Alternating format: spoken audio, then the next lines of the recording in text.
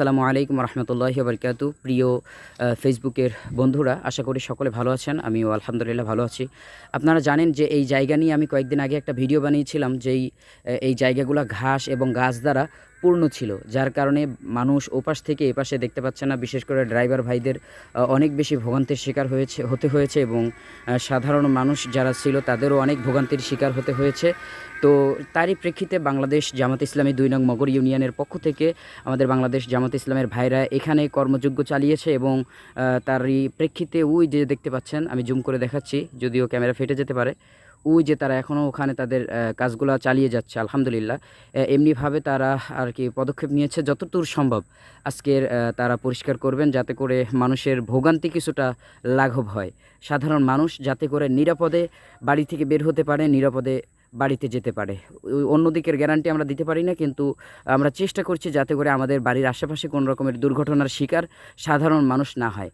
তো প্রিয় বন্ধুরা, তারই প্রেক্ষিতে বাংলাদেশ জামাত ইসলামী এখনও পর্যন্ত তাদের কর্মযজ্ঞ চালিয়ে যাচ্ছে এবং কর্মযজ্ঞ আজকের আশা করি যতদূর মানে মানুষের ভোগান্তি রয়েছে এই পথ দিয়ে আশা করি যতদূর তাদের আয়ত্তে আছে ততদূর পর্যন্ত তারা সমাধান করার চেষ্টা করবে। আর বিশেষ করে যদি আমাদের আইন প্রশাসনের ব্যক্তিরা বা আমাদের যারা সমাজে দায়িত্বশীল তারা যদি একটু পদক্ষেপ নেয়, তাহলে আমাদের মানে এই রোডগুলো আসলে এত অসুন্দর থাকতো না। আমাদের রোডগুলো খুবই স্বচ্ছ, পরিষ্কার এবং উচ্চঠালা ভাঙা সবগুলো ঠিক হয়ে যেত। আসলে আমাদের এরকম আমাদের দায়িত্বশীলদের চোখ নজর না থাকার কারণে আমি মনে করি যে তাদের দায়িত্বে অবহেলার কারণে আসলে এই রকমের কাজগুলো হচ্ছে।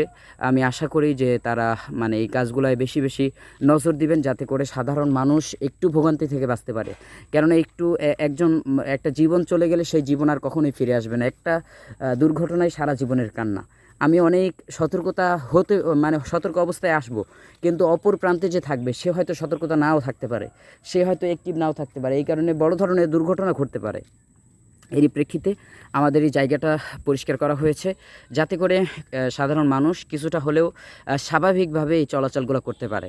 তো সম্মানিত বন্ধুরা, ভিডিওটি আর লম্বা করছি না, আমরা আজকে শেষ করছি এখানেই। সকলে ভালো থাকবেন, সুস্থ থাকবেন এবং সামাজিক কাজে অংশগ্রহণ করবেন। আসসালামু আলাইকুম ওয়া রাহমাতুল্লাহি ওয়া বারাকাতুহু।